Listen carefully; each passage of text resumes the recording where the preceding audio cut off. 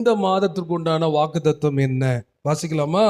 ஆதியாகமம் 50ஆம் அதிகாரத்தினுடைய எல்லாருக்கும் தெரிந்த ஒரு வசனம் 20வது வசனத்தை நம்ம வாசிக்க போகிறோம். ஆதியாகமம் 50ஆம் அதிகாரத்தினுடைய 20வது வசனம். நீங்கள் எனக்கு தீமை செய்ய நினைத்தீர்கள், நீங்கள் எனக்கு தீமை செய்ய நினைத்தீர்கள், தேவனோ இப்பொழுது நடந்து வருகிறபடியே, இப்பொழுது என் வாழ்க்கையில நடந்து வருகிறபடியே வெகு ஜனங்களை உயிரோடு காக்கும்படிக்கு அதை நன்மையாக முடிய பண்ணினார். சத்தமா சொல்லுங்க அல்லேலூயா.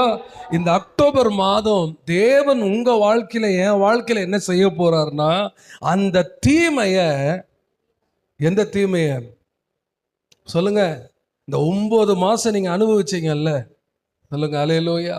கொஞ்சமாவா நம்மளை பாடுபடுத்தினாங்க, கொஞ்சமாவா நம்மளை கஷ்டப்படுத்தினாங்க. அதாவது சில தீமைகள்லாம் பார்த்தீங்கன்னா காரணமே இல்லாம அனுபவிப்போம். சொல்லுங்க, காரணமே இல்லாம நம்மளை பார்த்து பேசிட்டு போவோம். காரணமே இல்லாம நம்மளை யாரோ செஞ்சதுக்கு நம்ம என்ன பண்ணுவோம், அந்த இடத்துல பலிகடாவா மாற்றோம். அதுதான் பெரிய வேதனையே. நான் ஒண்ணுமே பண்ணல, திட்டிட்டு போறானே, ஒண்ணுமே பண்ணல, எனக்கு எதிராக இப்படி எழுப்பி நிக்கிறாங்களே, இதுதான் ரொம்ப பெரிய கொடுமை. அதான் பைபிள் சொல்லுது, நானோ சமாதானத்துக்காக காத்திருந்தேன், ஆனால் அவர்களோ என்மேல் யுத்தத்திற்கு வருகிறார்கள். அவன் சொல்றான், காரணமே இல்லாம என்ன பகைக்கிறான். காரணத்தோடு பகைச்சாலேயே நமக்கு தாங்க முடியாது. இதில் காரணம் இல்லாமல் நம்மளை பகைச்சிட்டாங்கன்னா அவ்வளோதான். ஆனால் நான் ஒன்று சொல்கிறேன், காரணத்தோடு பகைச்சாங்களோ காரணம் இல்லாமல் எதிர்க்கிறாங்களோ எனக்கு தெரியாது. ஆனால் ஆண்டவர் சொல்கிறாரு, இந்த மாதம் என் தேவனோ எதை தீமையை நன்மையாக முடிய பண்ணினார். சத்தமா அல்லேலூயா. உனக்கு வாழ்க்கையில தீமை அப்படின்னு சொல்லுகிற காரியத்தை நன்மையாய் கர்த்தர் மாற்ற போறார். அல்லேலூயா. நேற்று ஜபித்து கொண்டிருக்கும் பொழுது என் ஆண்டவர் உணர்த்தின வசனம் இதுதான். நான் ஆல்ரெடி எப்போ ஒரு முறை நான் பேசியிருக்கிற மாதிரி எனக்கு ஒரு ஃபீல் ஆகுது. பட் ஆனால் அதையெல்லாம் நான் மைண்டில் வைக்கல. கர்த்தர் நேரத்துக்கு எனக்கு வெளிப்படுத்தினாரு, நான் பேசுகிறேன். சொல்லுங்க அல்லேலூயா. சொல்லுங்க, கர்த்தர் அந்த தீமையை கைகளை உயர்த்தி சொல்லுங்க, கர்த்தர் எனக்கு அந்த தீமையை நன்மையாய் முடிய பண்ண போறார். அல்லேலூயா. அவங்க தீமையா ஆரம்பிச்சிருக்கலாம், ஆனா கர்த்தர் எனக்கு நன்மையா தான் முடிவு பண்ணுவார். அதை எனக்கு சாதகமா தான் கர்த்தர் மாற்றுவாரு. அவங்க என்னவோ எனக்கு பெரிய தீமை செய்யற மாதிரி கூட்டம் கூடி ஆலோசனை பண்ணிட்டு இருக்கிறாங்க. ஆனா ஏன் கர்த்தர் அவங்க எல்லாம் ஆலோசனை பண்ணாலும் அந்த தீமைகளை எல்லாம் எனக்கு நன்மையாக கர்த்தர் மாற பண்ணுவாரு நம்புறவங்க ஒரு ஆமென். ஹல்லேலூயா. தீமை செஞ்சிட்டாங்களே பாஸ்டர் பார்த்துக்கிட்டே இருக்காதீங்க. சொல்லுங்க, கர்த்தர் உங்களுக்கு நன்மையாய், சொல்லுங்க அல்லேலூயா, கர்த்தர் முடிய பண்ண போகிறார்.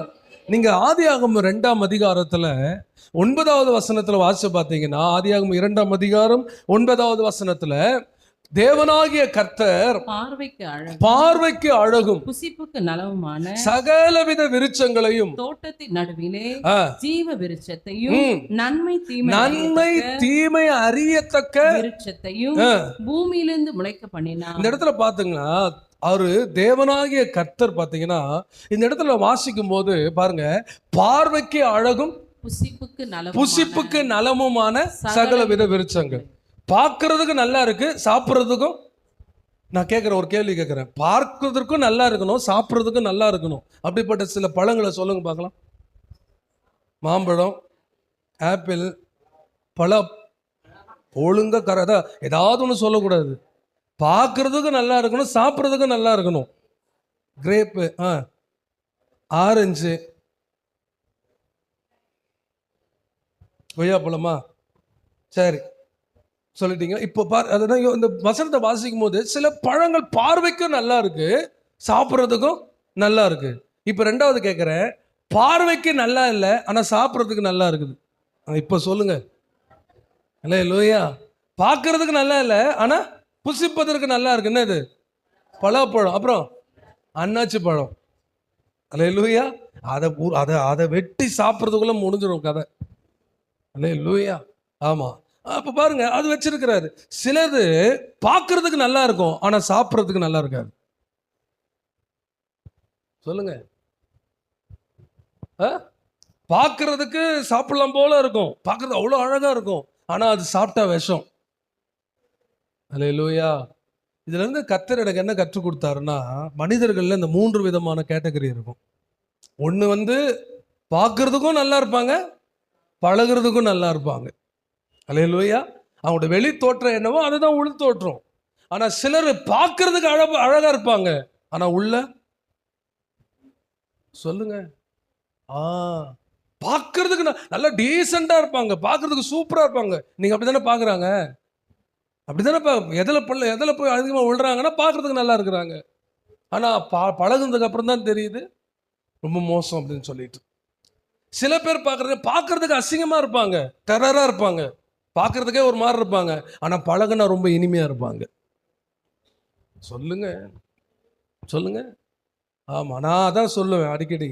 நான் காலேஜ் போகும்போது என்னை ஃபர்ஸ்ட் நாள் பார்த்த என்னுடைய தோற்றமும் நான் போற ஏரியாவும் கேட்ட உடனே அந்த சார் சொல்லிட்டார், உன் வாலெல்லாம் அந்த ஏரியாவோட வச்சுக்கணும், இங்க கொண்டு வந்து நீட்டக்கூடாதுன்னாரு. சொல்லுங்க, இப்படியே சொன்னார் என்னை பார்த்து. ஆமா, ஏன்னா அந்த நம்ம ஏரியா பேர் சொன்னாலே அப்படி அதிரும். அல்லேலூயா.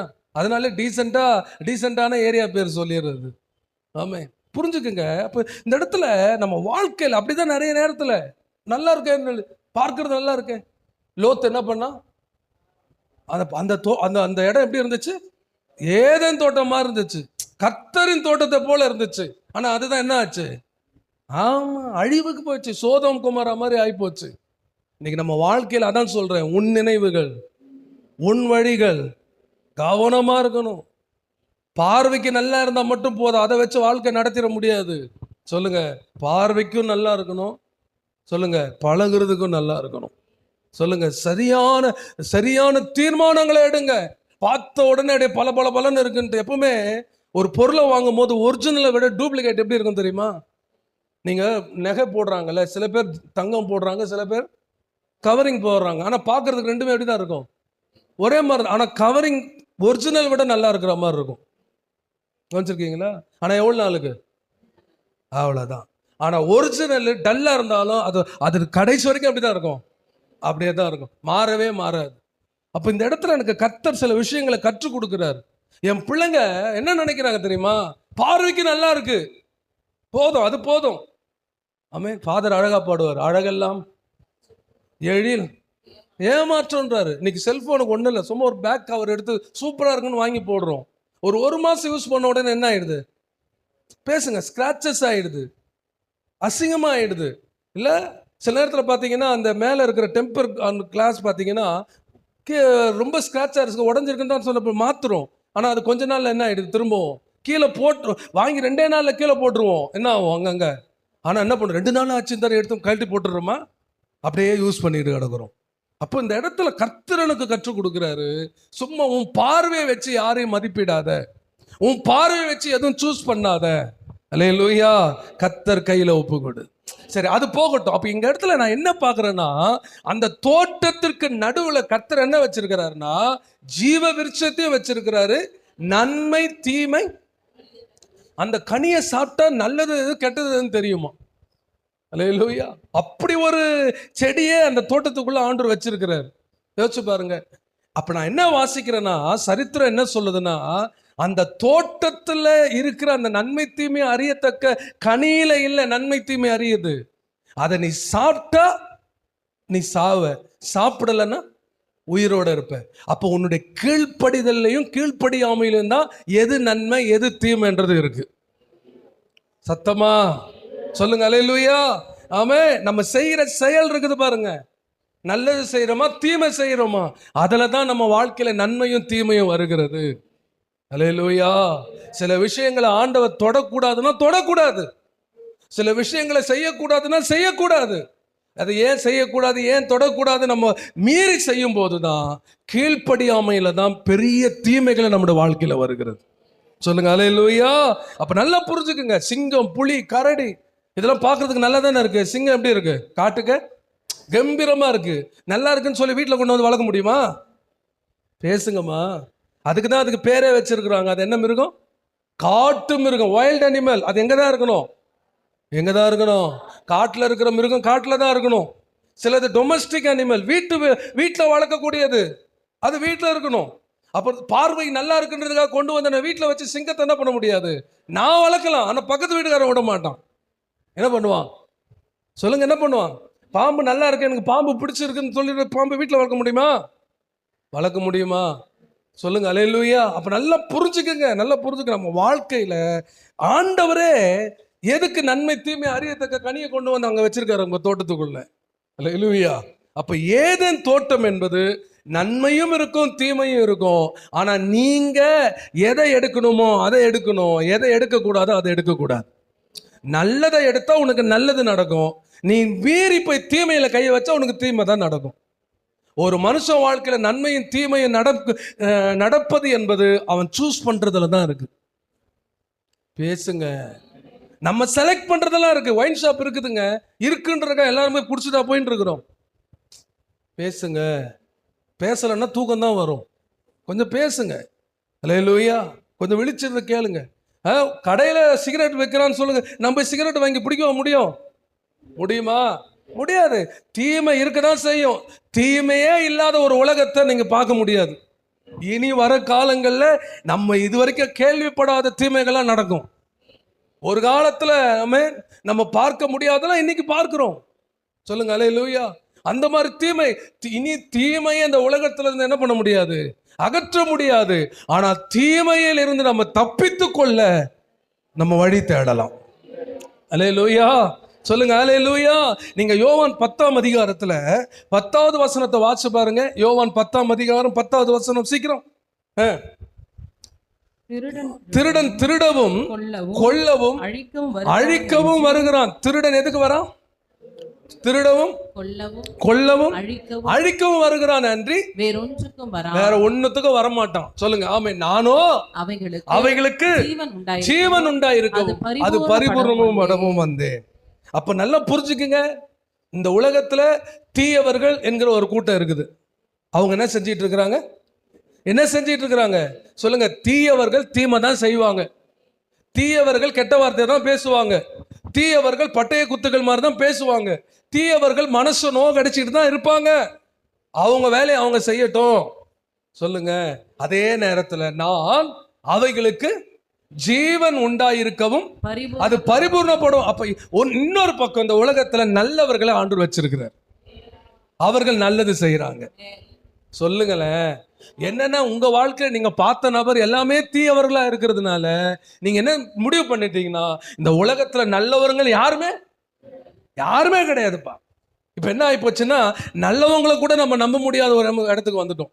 இவங்களும் நமக்கு தீமை தான் செய்வாங்களோ, பின்னாட்கள் இவங்களும் நமக்கு கடிதம் பண்ணுவாங்களோ, எதுக்கு நம்ம எல்லாரும் இந்த உலகத்துல எல்லாருமே கெட்டவன் என்ன தவிர.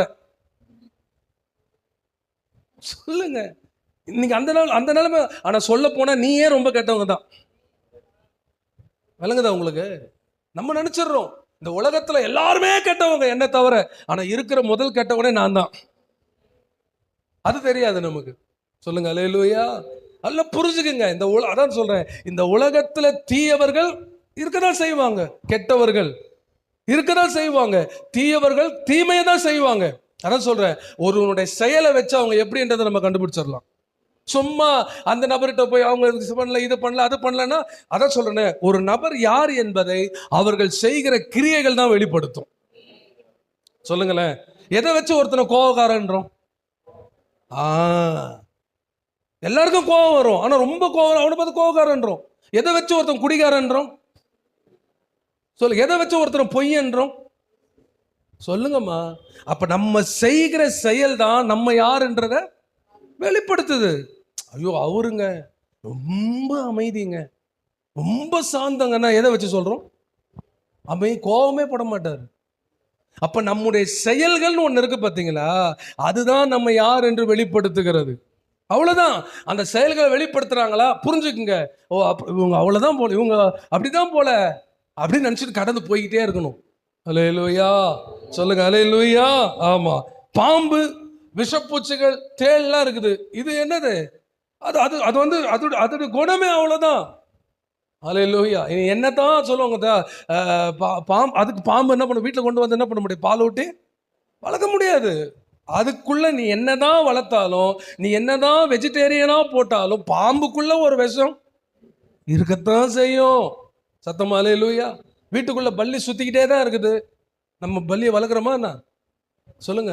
என் பிள்ளைங்கெல்லாம் கத்துவோம், பா பல்லிப்பா பல்லிப்பா. நான் சொல்லுவேன், அது ஒரு பக்கம் வாழ்ந்துட்டு போகுது, விட்டுரு. விளங்குதா உங்களுக்கு? அது ஒரு பக்கம் வாழ்ந்துட்டு இருக்குது. ஐயோ கர்ப்பம் போச்சுன்னா அது அது ஒரு பக்கம் வாழ்ந்துகிட்டு இருக்குது. சொல்லுங்க அல்லேலூயா.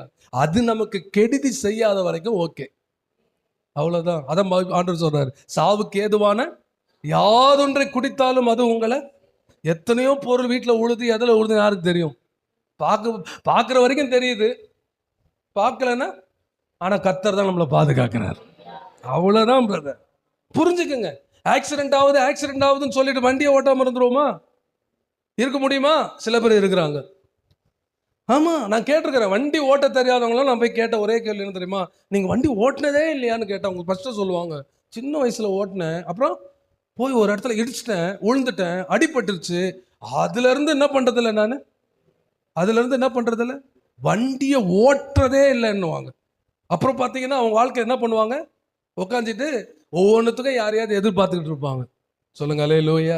விழுந்தாலும் பரவாயில்ல அப்படின்னு சொல்லி மறுபடியும் அவங்க கற்றுக்கொள்ள ஆரம்பிச்சிருந்திருப்பாங்கன்னா இன்னைக்கு சூப்பர் டிரைவர் ஆயிருப்பாங்க.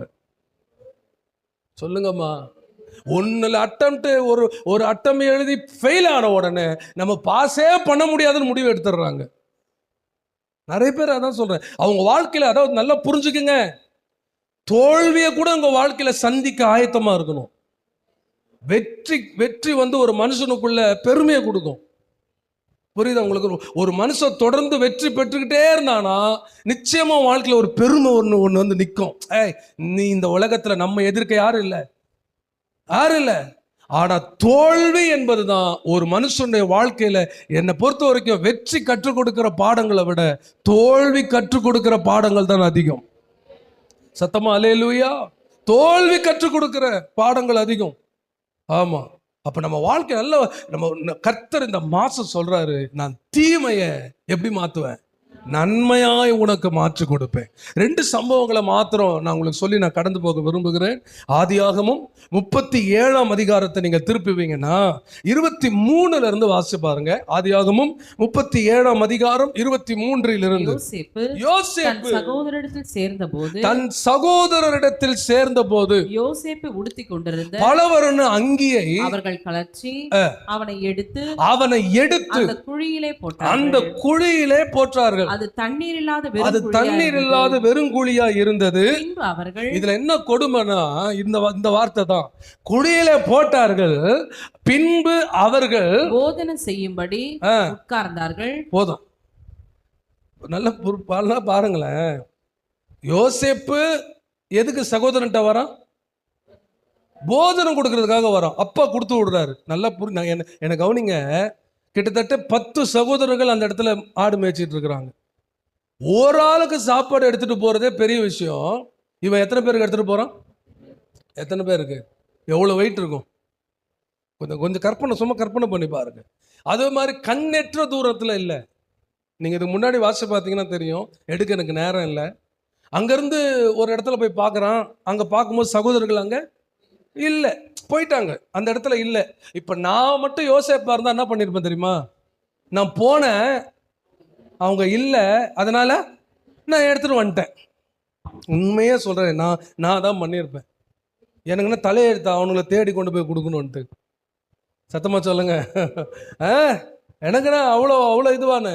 ஆனா விசாரிக்கிறோம், ஐயோ எங்க சகோதரன் ஆடு மேய்ச்சிருந்தாங்களே, எங்க ஆச்சு என்ன தெரியுமோ. அப்போ ஒருத்தன் சொல்றான், எப்பா இங்க ஒரு கூட்டம் இருந்தாங்கப்பா, அவங்க பேசுறத நான் கேட்டுக்கிட்டு இருந்தேன், இங்க இருந்து தோத்தான் என்கிற ஒரு ஊருக்கு போறாங்கன்னு கேள்விப்பட்டப்பா. ஆனா போனாங்களா எனக்கு தெரியாதுப்பா, அங்கதான் போறேன்னு பேசுனாங்க. இந்த சரித்திர பிரகாரம் சொன்னா இதெல்லாம் பல மைல் தூரம், இங்க இருந்து இவ்வளவு தூரம், அங்க இருந்து அவ்வளவு தூரம்.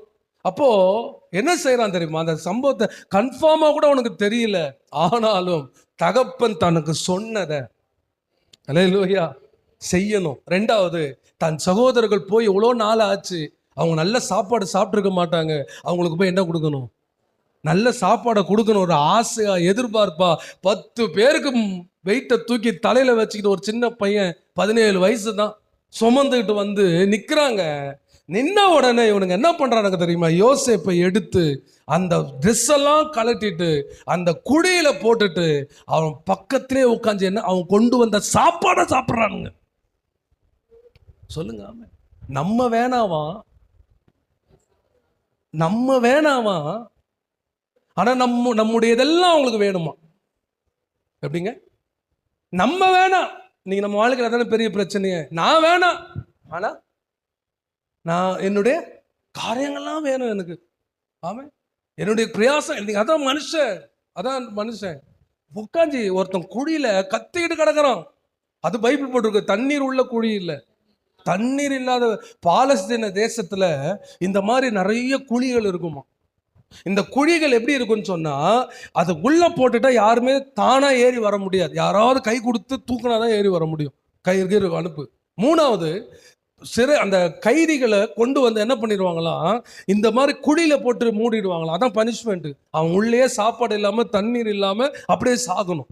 அந்த மாதிரி குழி இது. அப்படிப்பட்ட குழியில தன் சகோதரர்களை தூக்கி உள்ள போட்டுட்டு ஒருத்தன் புலம்புறான், கத்துறான். ஆனா அதையெல்லாம் பொருட்படுத்தாம அவன் கொண்டு வந்ததை உட்காந்து நல்லா சாப்பிட்றானுங்க. இதாங்க உலகம் இன்னைக்கு. அதான் உலகம் இன்னைக்கு. புரிஞ்சுக்குங்க, அதான் உலகம். நீங்க வேண்டாம் அவங்களுக்கு, ஆனா உங்க மூலமா நன்மை மட்டும் அவங்களுக்கு வேணும். நீங்க வேண்டாம், ஆனா உங்களுடைய காரியங்கள் மட்டும் அவங்களுக்கு, உங்க பணம் மட்டும் அவங்களுக்கு வேணும். நீங்க வேண்டாம், உங்களால சில ஆதாயங்கள் மட்டும் வேணும். பாத்தீங்களா? அதாவது தேவைன்னு வரும்போது வந்து எல்லாம் உங்களுக்கு ஐசா பேசி எல்லா தேவையும் வாங்கிடுவாங்க. ஆனா எல்லாம் முடிச்சதுக்கு அப்புறம் உங்களை என்ன பண்ணுவாங்க? அந்த பேப்பரை கடைசியா சாப்பிட்டுட்டு பேப்பர் பிளேட்டை கசக்கி தூக்கி போடுற மாதிரி நம்மள. சொல்லுங்க. ஒரு குழம்பு செய்யணும்னா ஃபர்ஸ்ட் என்ன பண்ணணும்? கடாயில எண்ணெயை ஊற்றி கடுகு போட்டு கருவேப்பிலை போட்டு என்ன பண்ணணும்? தாளிக்கணும். அந்த மாதிரி நம்மளை சில பேர் நல்லா தாளிச்சுட்டு, ஆனா முதல்ல சாப்பாட்டை போட்டு குழம்பு ஊற்றின உடனே ஃபர்ஸ்ட் எடுத்து வைக்கிறது என்ன சொல்லுங்க? கருவேப்பிலை தான். இன்னைக்கு நிறைய பேருக்கு நம்ம எப்படி தெரியுமா இருக்கிறோம்? சொல்லுங்க, இப்படி தான் இருக்கிறோம். ஆமா தானே? சொல்லுங்க, ஆமா தானே? ஆமா, நம்முடைய ருசி வேணும், நம்முடைய எல்லாம் வேணும், ஆனா நம்ம வேணாம். அல்லேலூயா. சொல்லுங்க, அல்லேலூயா. அந்த மாதிரி நிலைமையில இன்னைக்கு சில பேர் இருக்கிறீங்க. ஆனா ஆண்டவர் உங்களுக்காக தான் பேசிக்கிட்டு இருக்கிறார், உனக்காக தான் பேசிக்கிட்டு இருக்கிறாரு. என் பணம் கேட்குது பாஸ்டர், என்னுடைய உழைப்பு கேட்குது பாஸ்டர், ஆனா நான் மட்டும் உங்களுக்கு வேணான்றாங்க பாஸ்டர். அதான் அழகா இருக்கிறோம். பைபிள்ல அந்த அந்த பாட்டு ஒன்று அழகா இருக்கும்ல. அதாவது, வேண்டாம் என்று தூக்கி எறியப்பட்ட என்ன வேண்டும் என்று சொல்லி சேர்த்து கொண்ட நல்ல நேசரே. அல்லேலூயா. நம்மளாம் யார் சொல்லுங்க? மனுஷனால குடும்பத்தால உறவுகளால நண்பர்களால தூக்கி எறியப்பட்டவங்க. எத்தனை பேர் நம்மளை தூக்கி எறிஞ்சு பந்தாடுறாங்க தெரியுமா? ஆனா ஆண்டவரோ தூக்கி எறியப்பட்ட நம்மளை கர்த்தர் வேண்டும்னு சொல்லி, நீ தாண்டா எனக்கு வேணும். தாவீதை என்ன பண்ணாங்க? தூக்கி எரிஞ்சாங்க, போ ஆடு மேய்க்க போன்ட்டு. ஆனா கர்த்தர் விட்டாரா? அவன் இங்க வரலனா ஒரு நாள் வரும், இன்னைக்கு குடும்பத்துல ஒதுக்கப்பட்டு தூக்கி எறியப்படுகிற ஒரு குடும்பமா இருக்கலாம். ஒரு நாள் கர்த்தர் உன்னை உயர்த்தி, சொல்லுங்க அல்லேலூயா, உன் சத்துருக்களுக்கு முன்பதாக உனக்கு ஒரு பந்தியை கர்த்தர் ஆயத்தப்படுத்தி உன் தலையை கர்த்தர் எண்ணெயால் அபிஷேகம் பண்ணுவார். அல்லேலூயா. அப்படின்னு என்ன தெரியுமா? டைனிங் டேபிள்ல உனக்கு முதன்மையான இடத்தை கர்த்தர் கொடுக்க போறார். சத்தமா சொல்லுங்க அல்லேலூயா. ஆமா, நீ தரையில கூட உட்கார்ந்து சாப்பிட லாய்க்கு இல்லைன்னு சொன்னவங்களுக்கு முன்பதாக உன்னை கர்த்தர் பந்தியில உட்கார வைக்க போறார். சில பேருக்கு நம்ப முடியல, ஆனா கர்த்தர் செய்வார். ஆகாதுன்னு தள்ளப்பட்ட கல்ல மூளைக்கு தலைக்கல்லாய் மாற்ற போறார். உன்னை முதன்மையாய் கர்த்தர் மாற்ற போறார். உன்னை முதன்மையான ஸ்தானத்திற்கு கர்த்தர் கொண்டு வந்து நிறுத்த போறார். சொல்லுங்க அல்லேலூயா. இந்த சகோதரர்கள் யோசேப்புக்காக கொஞ்சம் கூட வருத்தப்படலைங்க. ஐயோ குழியில போட்டமே, கத்திக்கிட்டு இருக்கிறானேன்னு சொல்லி கொஞ்சம் கூட இறக்கப்படலை. இவ்வளவு பேருக்கு நமக்கெல்லாம் சாப்பாடை கொண்டு வந்தானே, அட்லீஸ்ட் ஒரு பிடி சாப்பாடையாவது அவனுக்கு கீழே அனுப்பி இருக்கலாம். இவ்வளோ தூரம் சுமந்துட்டு வந்தவன் எங்கேயாவது ஓரமா வச்சு சாப்பிட்டுட்டு வந்திருக்கலாம்ல. அவன் நினைச்சிருக்கலாம், சகோதரர்களை கண்டுபிடிச்சிட்டா கூட உட்காந்து என்ன பண்ணிடலாம், சாப்பிட்டுருக்கலாம்னு நினைச்சிருப்பான். பட் ஆனா சாப்பிட்டியான்னு கூட கேட்கல அவனை. சரி, குழியில தான் போட்டாங்க, சகோதரனாச்சே, கொஞ்சம் சாப்பாடையாவது உள்ள அனுப்பி விட்டுருக்கலாம். அதுவும் கிடையாது. சாகட்டும் நாங்க. நான் சொல்றேன், கர்த்தருடைய பிள்ளைகளே, நாம் அநேகருக்கு எவ்வளவோ நன்மை செய்திருப்போம். ஆனா நன்மையை மட்டும் பெற்றுக்கொண்டு இன்னைக்கு நம்மளை உதாசனப்படுத்தி விட்டார்கள். கவலைப்படாதீங்க. சொல்லுங்க அல்லேலூயா. நம்பர் 1, குழி என்கிற தீமை தான் அவனுக்கு பாதுகாப்பா மாறினது. நீங்க நினைக்கலாம், ஏன் பாஸ்டர் குழியில தூக்கி போட்டாங்க? நீங்க ஒரு இடத்துல கொலையோ இல்லை குற்றமோ நடந்துருச்சுன்னா போலீஸ் வந்த உடனே நேரா வந்து யாரை பிடிப்பாங்க சொல்லுங்க? குற்றவாளியை பிடிச்சு ஜனங்கள்லாம் அடிக்கிறதுக்கு ரெடியா இருப்பாங்க. ஆனா என்ன பண்ணுவாங்க? என்ன நமக்கு அந்த இடத்துல என்னமா தோணும்னா, பாதுகாப்பு கொடுத்து கூட்டு போறாங்களேன்னு சொல்லிட்டு நல்லா புரிஞ்சுக்க. கொண்டு போய் அவனை முதல்ல ஒரு குற்றவாளியை கொண்டு போய் சிறையில தள்ளுறதுக்கு காரணம் என்ன தெரியுமா? அவன் வெளியில இருந்தா நிச்சயமா அவனால் பாதிக்கப்பட்டவங்க அவனை உயிரோட விட மாட்டாங்க. இன்னைக்கு எத்தனையோ குற்றவாளிகளை கவனிங்க, வருஷக்கணக்கில் ஜெயிலில் இருந்திருப்பாங்க. ஆனா ஜெயிலில் இருக்கிற வரைக்கும் பாதுகாப்பா இருந்திருப்பாங்க. ஆனா வெளியில வந்த அந்த நாள்லயே அவனை என்ன பண்ணிடுவாங்க? புரியுதா உங்களுக்கு? அப்போ நான் நல்லா புரிஞ்சுக்குங்க, சிலருடைய வாழ்க்கையில நீங்க குழின்னு நினைச்சிட்டு இருக்கிறீங்க, என்ன குழிக்குள்ள தள்ளிட்டாங்களே நினைக்கிறீங்க. ஆனா கர்த்தர் உங்களுக்கு சொல்றாரு, அந்த குழி தான் உன் சகோதரர்களுக்கு மத்தியில உனக்கு ஒரு பெரிய பாதுகாப்பு. ஆமென். ஏன்னா அவன் மேல பயங்கர வெறுப்புல இருந்தானுங்க ஒவ்வொருத்தனும். இப்ப தனியாக மாட்டிட்டான். ஒருத்தன் சும்மா இருந்தா கூட ஒருத்தன் விட்டுருக்க மாட்டான். நான் சொல்றது நல்லா புரிஞ்சுக்குங்க. ஒருத்தன் விட்டு இருந்தா கூட, ஏன்னா ஒவ்வொருத்தன் அவன் மேல அவ்வளவு வெறுப்புல இருக்கிறாங்க. ஒருவேளை அவன் வெளியில இருந்திருப்பானா கண்டிப்பா யாரோ ஒரு ஆள் அவனை கொண்டிருப்பான். ஆனா நான் நினைக்கிறேன், அந்த மாதிரி ஒரு தீமை வரக்கூடாது என்பதற்காகவே கர்த்தர் அவனை கொண்டு போய் கொஞ்ச நேரத்துக்கு அவனை குழியில வச்சிருந்தார் ஆண்டவர். ஆனா அந்த குழி அவனுக்கு நிரந்தரமா இல்லை. சொல்லுங்க, அவர்கள் தாங்கள் வெட்டின குழியிலே சில பேர் உங்களுக்கு குழியை வெட்டிக்கிட்டு இருக்கிறாங்க.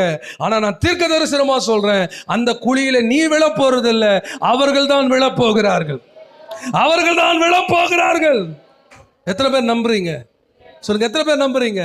சொல்லுங்க. ஆமே. எனக்கு பல்ல நோண்டிட்டாங்க பாஸ்டர், எனக்கு குழி நோண்டி வச்சுட்டாங்க பாஸ்டர், உயிரோட என்ன அப்படி நீங்க நினைக்கிறீங்க. வெட்டட்டும். சொல்லுங்க, அகலமா வெட்டட்டும், நீளமா வெட்டட்டும், உயரமா வெட்டட்டும், அது உங்களுக்கு இல்லை அவங்களுக்கு. என்ன ஒரு ஆமீன் சொல்ல மாட்டீங்க? ஆமான். ஒரு தூக்கு மரம் செஞ்சானா யாருக்கு? அவன் யாருக்கு செஞ்சான்? மொர்தெகாய்க்கு. ஆனா யார் அதுல விழுந்தா? சொல்லுங்க அல்லேலூயா. உனக்கு எதிராக உருவாக்கப்படும் ஆயுதங்கள் உனக்கு எதிராக உருவாக்கப்படும். பேசுங்க. ஏன் பயப்படுறீங்க? போய் அவங்ககிட்டே சொல்லுங்க, அவனை விடமாட்டேன்னு சொல்லுங்க. உடனே பயந்து வீட்டுக்குள்ள உட்காந்துங்க. சொல்லுங்க, திரும்ப அவங்கள பார்த்து சொல்லுங்க, எனக்கு விரோதமாய் உருவாக்கப்படுகிற எந்த ஆயுதமும் வாய்க்காமல் ஒரு வழியா எதிர்த்து வருவார்கள். அதான் நான் அடிக்கடி சொல்லுவேன், வாசல்ல எல்லாம் ஒன்னா வருவாங்க, ஆனா திரும்பி ஓடும் போது துண்டை காணும். எந்த வழின்னு தெரியாம 7 வழியா ஓடுவாங்க. வரும்போது ஒன்னா வருவாங்க, ஆனா கர்த்தர் துரத்தும் போது சிதறி போவார்கள். உன் எதிராளிகள் சிதறுவார்கள். உனக்கு விரோதமாய் கூட்டம் கூடினார், அவர்கள் என்னால் கூடுகிற கூட்டம் அல்ல. ஆமென். சேர்ந்துட்டாங்க பாஸ்டர், ஒன்னாயிட்டாங்க பாஸ்டர், என்னை அழிக்கிறதுக்கு முடிவு பண்ணிட்டாங்க பாஸ்டர். உன்னை அழிக்க முடியாது, உன்னை சேதப்படுத்த முடியாது.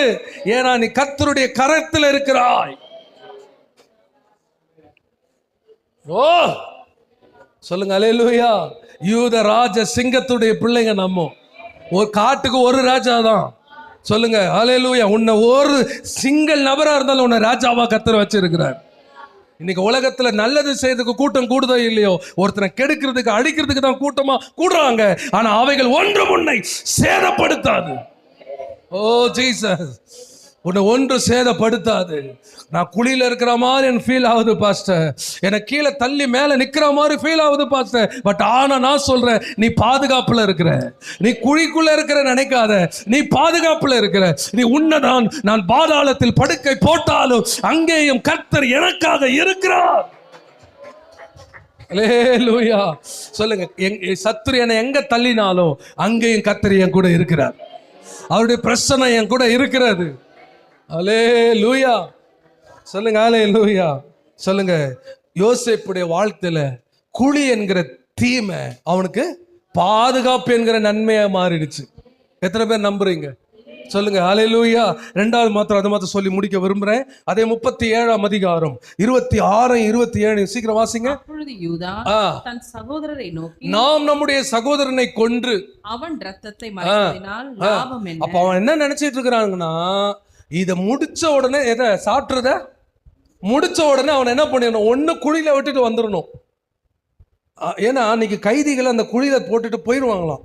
சாப்பாடு இல்லாம தண்ணி இல்லாம அப்படியே உள்ள என்ன பண்ணுவோம், செத்து போயிடுவாங்களாம். அதான் அந்த குழி. அப்படிதான் அவங்க நினைச்சாங்க. ஆனா அந்த அந்த இடத்துல அவன் தாட் எப்படி மாறுது பாருங்க. அவன் தன் சகோதரரை நோக்கி, நாம் நம்முடைய சகோதரனை கொண்டு அவன் ரத்தத்தை மறைப்பதை நமக்கு, அதாவது இவனை குழிக்குள்ள போடுறதுனால அவன் நமக்கு என்ன லாபம் பாருங்க. இதுல கூட லாப நஷ்டம் பாக்குறான் பாருங்க. இவனை இதுக்குள்ள இருக்கிறது நமக்கு என்னப்பா லாபம்? அதுக்கு பதிலா அடுத்த வசனம், அவனை இந்த இஸ்மவேலருக்கு விற்று போடும் வாருங்கள், நமது கை அவன் மேல் படாதிருப்பதாக. அவன் நம்முடைய பண்ணிட்டு ஒரு வார்த்தை சொல்றானுங்க, அவன் நம்முடைய சகோதரனும் நம்முடைய மாம்சமும் இருக்கிறானே என்றான். அவன் சகோதரர் அவன் சொல்லுக்கு இணங்கினார்கள். சொல்லுங்க சொல்லுங்க அல்லேலூயா. நான் சொல்லட்டுமா, உன்னை எதிர்க்கிறவர்களுடைய இருதயத்துல கூட உன் மேல ஒரு இரக்கத்தை கர்த்தர் உண்டாக்குவார். சொல்லுங்க அல்லேலூயா. நம்ம ரொம்ப அன்பு கூறுகிறவர்கள் கூட சில நேரத்துல இரக்கம் இல்லாம போயிடுவாங்க. பட் ஆனா உன்னை விரோதி மாதிரி பார்க்கிறவன் இருதயத்துல கூட உனக்காக ஒரு இரக்கத்தை கர்த்தரால் உண்டாக்க முடியும். அவர் பட்சிக்கிறவனிடத்திலிருந்து பச்சனத்தையும் உனக்காக உண்டாக்குவார். எத்தனை பேர் விசுவாசிக்கிறீங்க? அதான் மனுஷ தயவு. என்னவோ தெரில, உன்னை பார்த்தா எனக்கு பிடிக்கல, ஆனா அதுக்குன்னு நான் ரொம்ப கெட்டவனும் கிடையாது, உனக்கு ஏதோ நல்லது செய்யணும் போல எனக்கு தோணுது, பழிச்சிட்டு போ. சொல்லுங்க அல்லேலூயா. நீங்க நம்ப மாட்டீங்க, நான் ப்ராப்பர்ட்டிக்கலா சொல்றேன். அதில் நீங்க யாரை எதிரி மாதிரி தீமை செய்யற மாதிரி நினைக்கிறீங்களோ அவங்க மூலமா உனக்கு ஒரு நன்மை வரும்னு கர்த்தர் சொல்றாரு. நீங்க நம்ப மாட்டீங்க. அவனை செய்திருக்கவே மாட்டான், அவன் செய்திருக்க மாட்டான், ஆனா கர்த்தர் செய்ய வைப்பார். சொல்லுங்க அல்லேலூயா. சரி போட்டோம். அப்ப கவனிங்க, இஸ்மவேலருக்கு விற்று போடுவோம் வாருங்கள். இந்த இஸ்மவேலர் யார் சொல்லுங்க? ஆபிரகாமுக்கு ஆகார் பெற்ற பிள்ளை. அப்ப எப்படி பார்த்தாலும் எங்க தான் போறான்? எங்க போனாலும் கர்த்தர் நம்மளை என்ன பண்ணுவாரு, சேர்க்க வேண்டிய இடத்துல தான் கொண்டு போய் சேர்ப்பார். எத்தனை பேர் நம்புறீங்க? சொல்லுங்க அல்லேலூயா. ஆமென். இவன் பாருங்க, ஆபிரகாமுக்கு அடிமை பெண்ணாகிய ஆகார் பெற்ற இஸ்மவேலருடைய சந்ததி. அந்த சந்ததியில அவனை விற்று போடுறாங்க.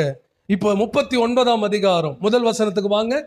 39ஆம் அதிகாரம் முதல் வசனம், ஒரு 5 நிமிஷத்துல. எகிப்துக்கு கொண்டு போகப்பட்டான். பார்வோனுடைய பிரதானியும் தலையாரிகளுக்கெல்லாம் அதிபதியுமாகிய எகிப்து தேசத்தால் அவனை அவ்விடத்தில் கொண்டு வந்த இஸ்மவேலரிடத்தில் விலைக்கு வாங்கினான். அல்லேலூயா. சொல்லுங்க அல்லேலூயா. வேற நல்லா புரிஞ்சுக்குங்க. விலைக்கு என்னத்துக்கு? அடிமையா யோசேப்பை கொண்டு போய் அங்க அடிமையா வித்துட்டாங்க. இஸ்மவேலர் கொண்டு போய், அதுவும் பார்த்தீங்கன்னா சாதாரண இடத்துல விற்கல. எங்க போய் விற்றாங்க? யோசேப்பு எகிப்துக்கு கொண்டு போகப்பட்டான். பார்வோன் தான் அந்த தேசத்துடைய ராஜா.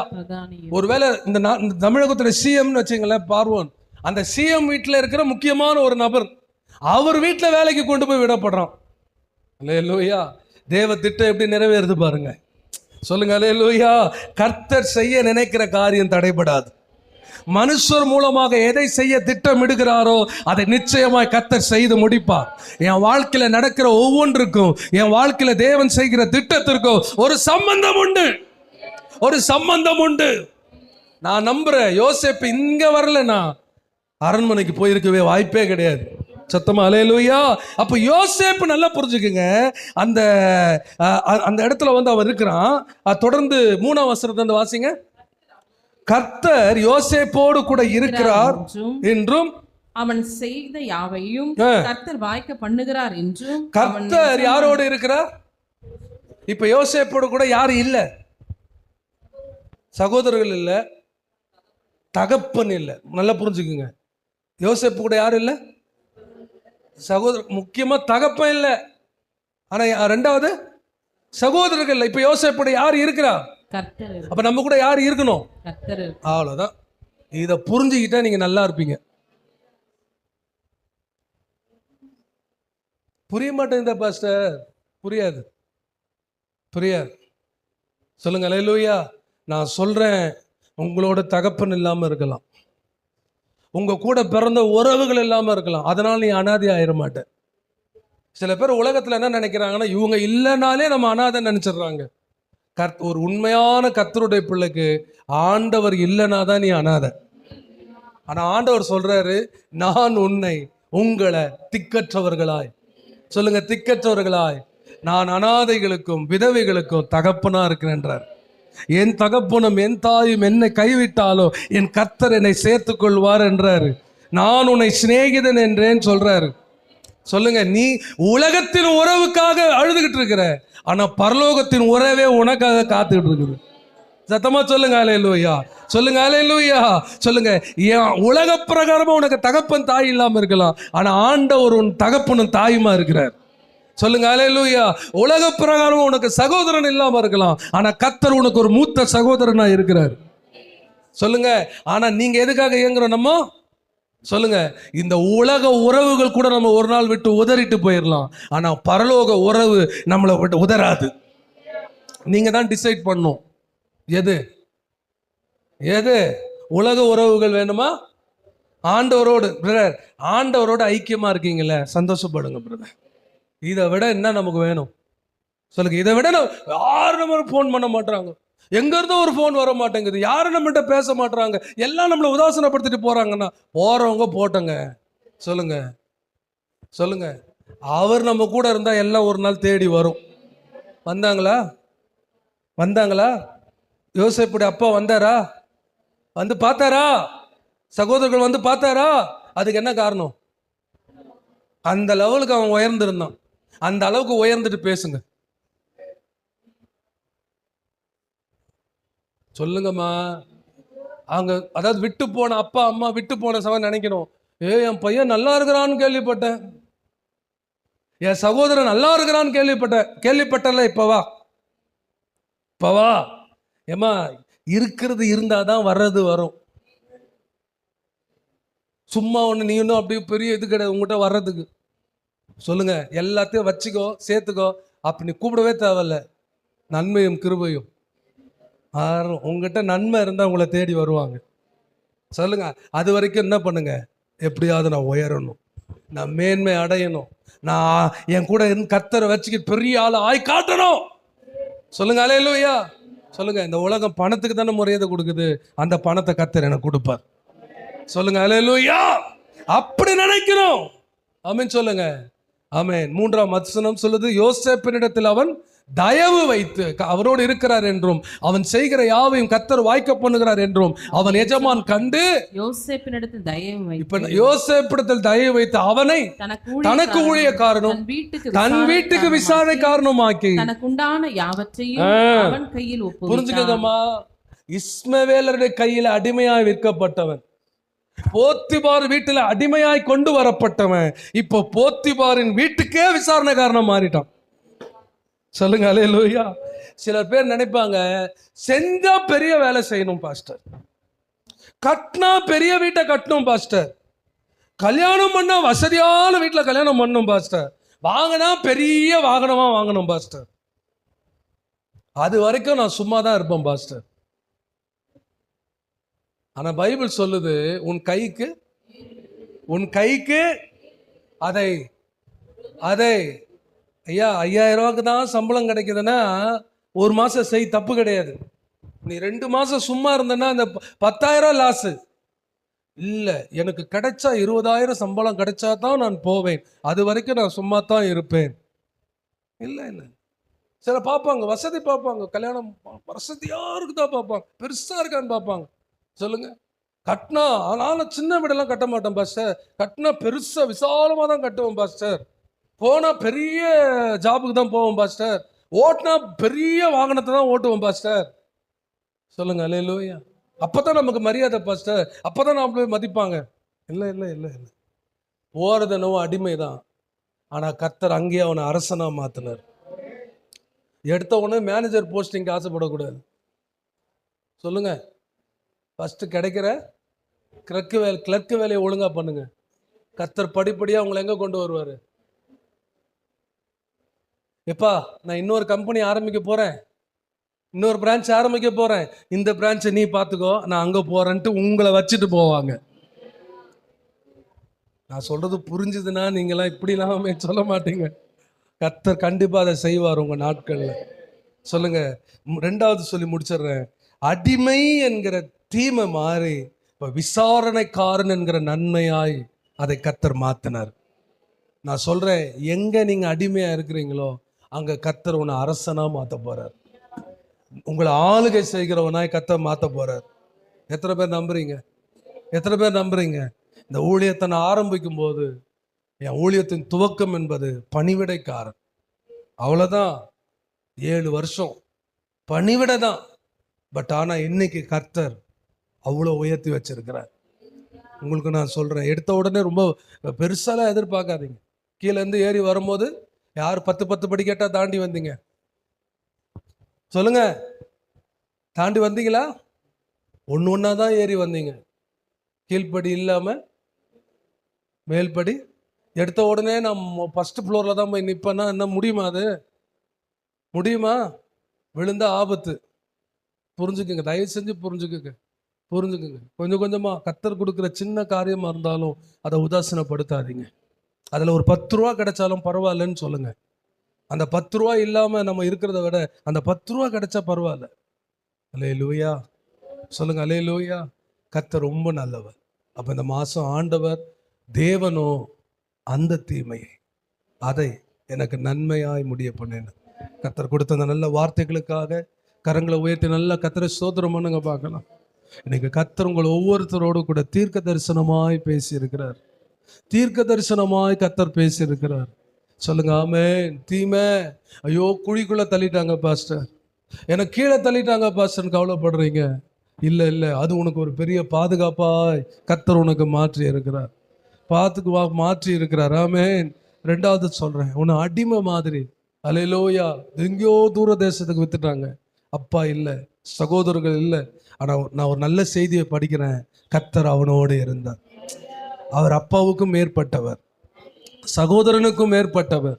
ஆனால் பின்னாடி நீங்கள் போய் வாசிச்சு பாருங்க. ஒரு நாள் அவன் இழந்த தகப்பன் அவனை தேடி வந்தான். அவன் இழந்த சகோதரர்கள் அவனை தேடி வந்தார்கள். பிரதர், உங்க கூட கர்த்தர் இருக்கிற மாதிரி பார்த்துக்குங்க பிரதர். நீங்க இழந்த எல்லா உறவுகளையும் கர்த்தர் உங்களை தேடி வர பண்ணுவார். உங்களை ஒன்றும் இல்லாமல் நம்ம தேடி போனால் நம்மளை யாரும் மதிக்க மாட்டாங்க பிரதர். நீங்கள் உயர்ந்து காட்டுங்க. ஒரு நல்ல நிலைமைக்கு வந்து பாருங்க. நீங்கள் போத்தவல அவங்களே உன்னை தேடி வருவாங்க. ஆண்டவர் அப்படி ஆண்டவர் என்ன செய்யணும்னு சொல்லிட்டு கைகளை உயர்த்தி கர்த்தரை ஸ்தோத்திரம் பண்ணுவோம். தகப்பனே, எங்களை தாழ்த்துகிறோம். உம்முடைய நாம மகிமைப்படட்டும். இயேசுவின் நாமத்தில் பிதாவே. நம்முடைய கர்த்தராகிய இயேசு கிறிஸ்துவின் கிருபையும் பிதாவாகிய தேவனுடைய அன்பும் பரிசுத்தாவினுடைய ஐக்கியமும் நம் அனைவரோடும் இன்றும் என்றும் சதா காலங்கள் நிலைத்திருப்பதாக. சொல்லுவோம், என் ஆத்துமாவே கர்த்தரை ஸ்தோத்திரி, முழுமே பரிசுத்த நாமத்தை ஸ்தோத்திரி. என் ஆத்துமாவே கர்த்தரை ஸ்தோத்திரி, கர்த்தர் செய்த சகல உபகாரங்களை மறவாதே. ஆமென். God bless you. கர்த்தர் உங்களை ஆசீர்வதிப்பார். Praise God.